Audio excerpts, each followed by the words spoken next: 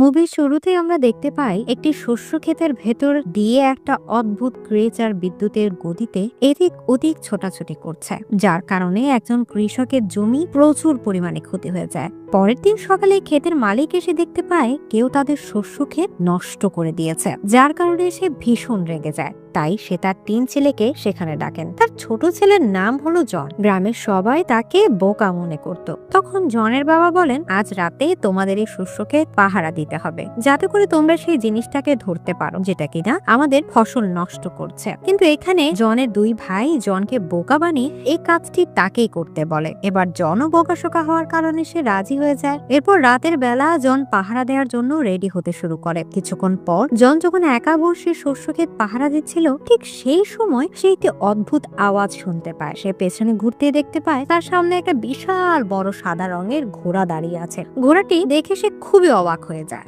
আর তখন সে বুঝতে পারে যে তাদের শস্য ক্ষেত এই ঘোড়াটাই নষ্ট করেছে। তাই সে ঘোড়াটিকে ধরার জন্য একটি দড়ি দিয়ে ফাঁদ বানিয়ে ঘোড়াটির দিকে ছুঁড়ে মারে। কিন্তু তখন ঘোড়াটি পালাতে শুরু করে। ঘোড়াটিকে আটকানোর জন্য সে দড়ি ধরে রাখে, কিন্তু সে ঘোড়াটিকে আটকাতে পারে না। তারপর সে দড়িটি ধরে ঘোড়াটির পেছন পেছন যেতে থাকে, যার ফলে শস্য ক্ষেতের ফসল অনেক বেশি পরিমাণে নষ্ট হয়ে যায়। অবশেষে ঘোড়াটি যেতে যেতে একটি পুকুরে পড়ে যায়। ঘোড়াটিকে পুকুরে ডুবতে দেখে জনের খুব খারাপ লাগে, তাই সে তাকে বাঁচানোর চেষ্টা করে।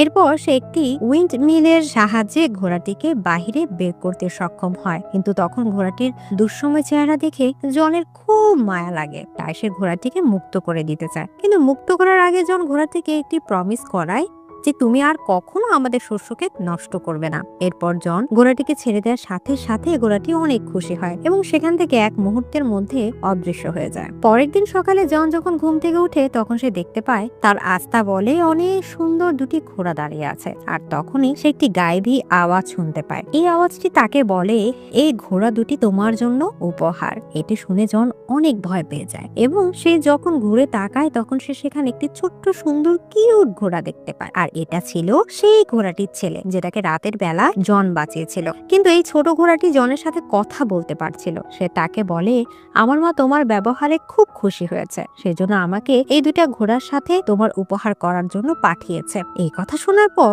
জন খুশি হয়ে ঘোড়া 2টিকে দেখতে থাকে। অন্যদিকে জনের বাবা তার ফসলের অবস্থা দেখে অনেক রেগে যায় এবং সে জনকে খুঁজতে খুঁজতে আস্তাবলের দিকে এগিয়ে আসতে থাকে। তখন সেটা দেখতে পেয়ে জন আস্তাবলের পেছনের দরজা দিয়ে পালাতে চায়, যেটা দেখে ছোট ঘোড়াটি জনকে তার পিঠে উঠতে বলে। জন ঘোড়াটার পিঠে ওঠার পর ঘোড়াটি বিদ্যুতের থেকেও বেশি গতিতে দৌড়াতে শুরু করে এবং অল্প সময়ের মধ্যে তারা অনেক দূরে চলে আসে, যা দেখে জন অনেক অবাক হয়ে যায়। এরপর তার মনে পড়ে সে বাকি 2টো ঘোড়াকে আস্তা বলে ফেলে রেখে এসেছে। তখন এটি শুনে ছোট ঘোড়াটি অনেক জোরে একটা সিটি বাজায় এবং তার সিটি শুনে সাথে সাথে ওই ঘোড়া 2টি তাদের কাছে চলে আসে। তারপর জন ওই বড় 2টি ঘোড়াকে বিক্রি করে দিতে চায়, তাই সে এই ঘোড়া 2টিকে নিয়ে বাজারে চলে আসে। আর তখন সবাই এই ঘোড়া 2টির দিকে তাকিয়ে থাকে। সবাই এই ঘোড়া 2টিকে কিনতে চাইছিল। তখন ছোট ঘোড়াটি জনকে বলে, বেঞ্চের উপর বসে থাকা এই মানুষটির কাছে ঘোড়া 2টিকে বিক্রি করে দাও। কিন্তু জন তাকে বলে এই ঘোড়া 2টিকে এসে রাজার কাছে বিক্রি করবে, যাতে করে সে অনেক বেশি টাকা পাবে। তারপর জন ঘোড়া 2টিকে রাজার কাছে নিয়ে আসে। তখন রাজার মন্ত্রী রাজাকে বলে, ঘোড়া 2টি ছেলের হতেই পারে না, সে হয়তো ঘোড়া 2টি চুরি করে এনেছে। সেই জন্য তারা জনের কাছ থেকে ঘোড়া 2টিকে নিয়ে নেয়, কিন্তু পরিবর্তে তারা জনকে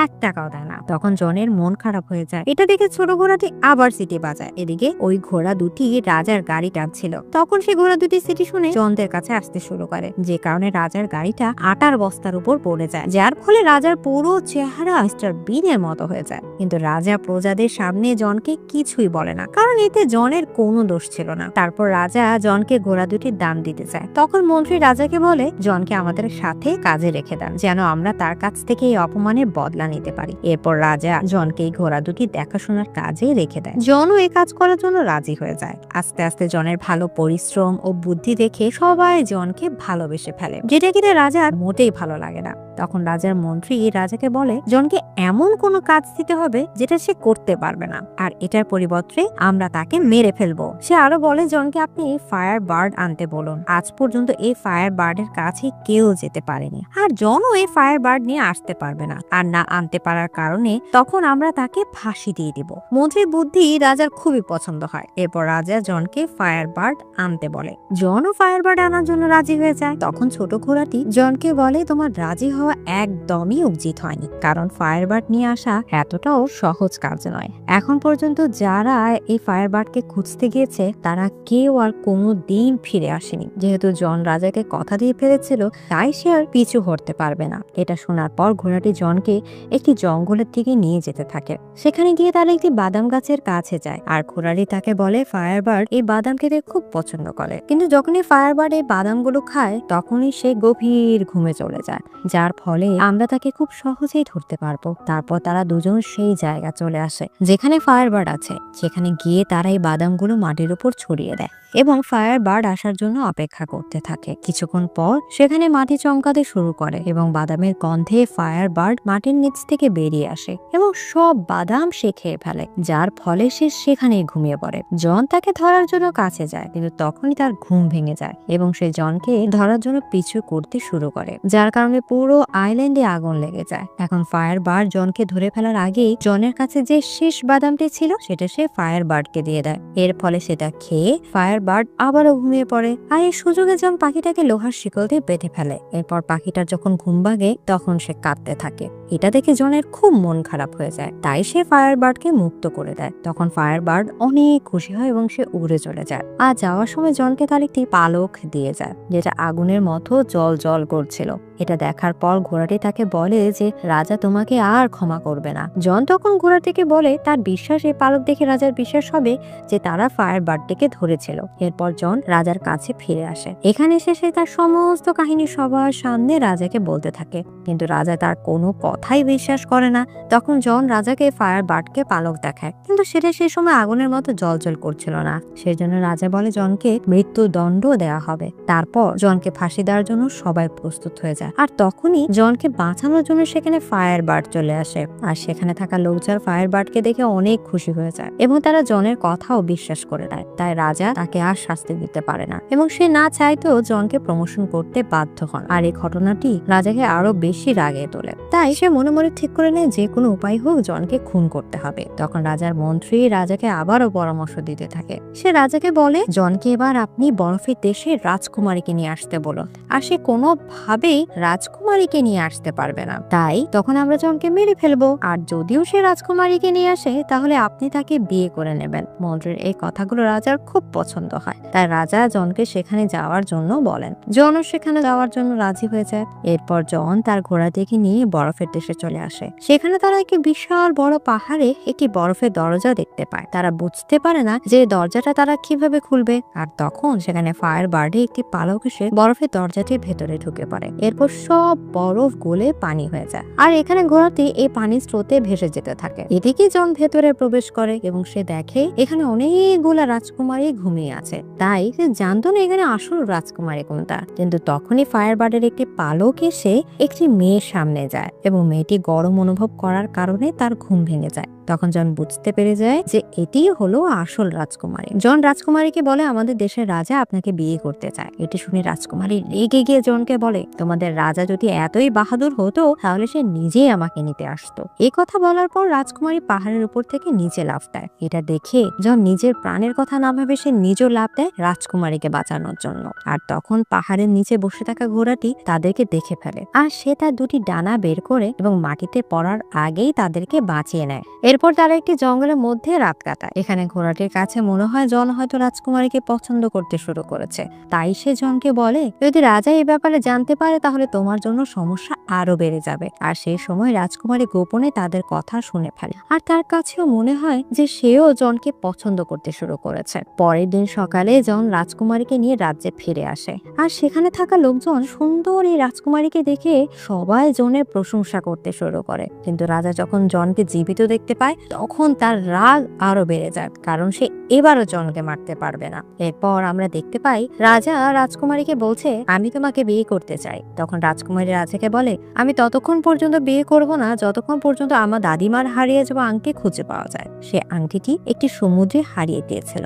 এই কথা শুনে রাজা ভাবতে থাকে এটা কিভাবে পাওয়া সম্ভব। আর তখনই সেখানে জন চলে আসে এবং রাজা তাকে সেই হারিয়ে যাওয়া আংটিটি খোঁজার দায়িত্ব দিয়ে দেয়। কিন্তু জন জানতো না আসলে এই আংটিটি সমুদ্রের ঠিক কোথায় আছে। তাই জন ঘোড়াটিকে সেই আংটি সম্পর্কে জিজ্ঞেস করে, কিন্তু ঘোড়াটি ওই আংটি সম্পর্কে কিছুই জানতো না। সেজন্য ঘোড়াটি তার মায়ের সাহায্য নেয়। তখন তার মা তাকে বলে এই আংটিটি একটি বিশাল তিমি মাছের পেটে আছে, আর সেই তিমি মাছটি আছে সমুদ্রের গভীরে একটি দ্বীপের মধ্যে। আর এই কথা শোনার পর জন ঘোড়াটির সাথে সেই দ্বীপে যাওয়ার রওনা দেয়, কিন্তু যেতে যেতে জনের সামনে কিছু পাখি চলে আসে, তাই সে সমুদ্রে পড়ে যায়। আর তখন তারা বুঝতে পেরে যায় তারা সমুদ্রের সেই জায়গাটিতে এসে গিয়েছে যেখানে সেই তিমি মাছটি আছে।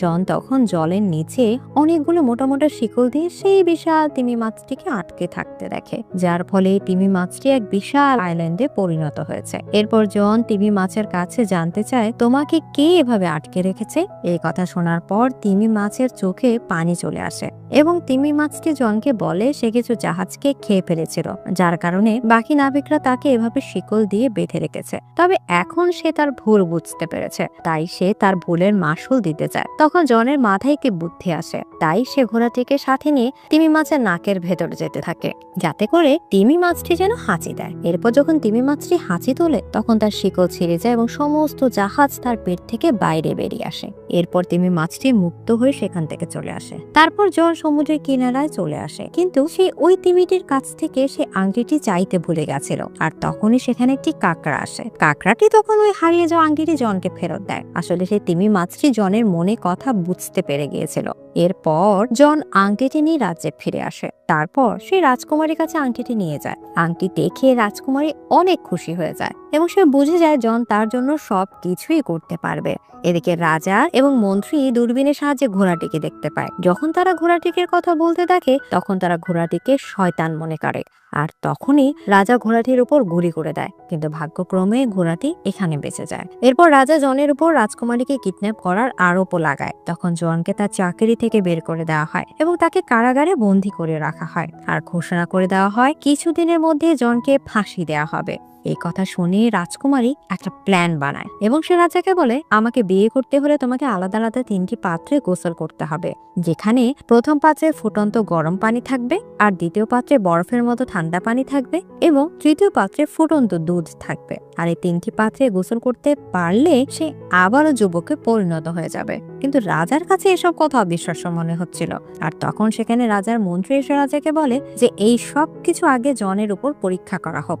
এদিকে এটি শুনে রাজকুমারী তাড়াতাড়ি করে ঘোড়াটির কাছে যায় এবং সমস্ত কথা ঘোড়াটিকে খুলে বলে। আর সে আরো বলে এখন জনকে বাঁচাতে হলে ফুটন্ত গরম পানিতে আমার দাদিমার আংটি দিয়ে দিতে হবে, আর দ্বিতীয় পানিতে যেটাতে বরফের মতো ঠান্ডা পানি থাকবে সেটাতে ফায়ার বার্ডের পালক দিয়ে দিতে হবে, আর তৃতীয়টিতে বেতের ফ্লাওয়ার দিয়ে দিতে হবে। কিন্তু প্রথম দুটি জিনিস সম্পর্কে তারা জানলেও তৃতীয় ফুলটি সম্পর্কে ঘোড়াটি কিছুই জানতো না। তাই ঘোড়াটি ওই ফুলের সম্বন্ধে তাকে জিজ্ঞেস করে, আর রাজকুমারী তখন বলে দেয় যে এই ফুল দুনিয়ার শেষ প্রান্তে রয়েছে।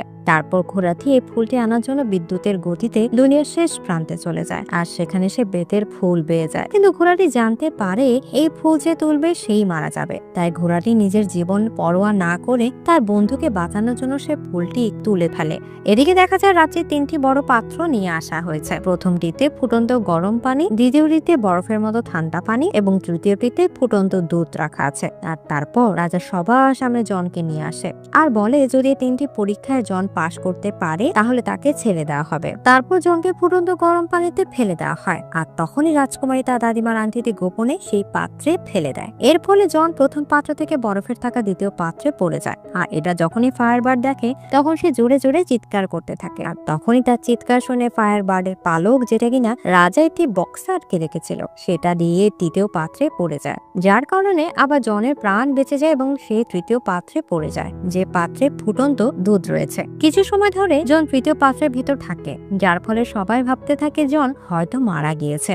সব প্রজাদের খুব মন খারাপ হয়ে যায়, কারণ তারা সবাই জনকে খুব ভালোবাসতো। আর তখনই সেখানে সেই ঘোড়াটি চলে আসে আর বেতের সেই ফুলটিকে তৃতীয় পাত্রে ফেলে দেন। এরপর জন ফুটন্ত দুধ থেকে একজন রাজকুমারের সাথে বাইরে বেরিয়ে আসে, যা দেখে সব প্রজারা খুব খুশি হয়ে যায়। এটি দেখে রাজা প্রথম পাত্রে লাফ দেয়, আর কিছু সময়ের মধ্যে সে একটি বাবলের ভেতরে বন্দী হয়ে উপরে উঠে আসে, আর সেটা রাজাকে নিয়ে ওখান থেকে চলে যাচ্ছিল, যা থেকে সব প্রজারা হাসতে শুরু করে, কারণ এই রাজাকে তারা কেউ খুব একটা পছন্দ করতো না। এরপর সবাই জনকে এখানকার রাজা বলে মেনে নেয়। তারপর জনও রাজকুমারীকে বিয়ে করে নেয়। এদিকে ঘোড়াটিকে দেখানো হয় সে ভাবতে থাকে সে হয়তো আর বাঁচবে না, কিন্তু তখন রাজকুমারী তাকে বলে তুমি মারা যাবে না, এটা একটি পরীক্ষা ছিল যাতে তুমি পাশ করে ফেলেছো। আর এখানেই এই মুভিটি শেষ হয়ে যায়। তো বন্ধুরা, মুভিটি কেমন লাগলো অবশ্যই কমেন্ট করে জানাবেন এবং চ্যানেলটি সাবস্ক্রাইব করতে ভুলবেন না। তো আবার দেখা হবে নতুন ভিডিওর সাথে, নতুন কোনো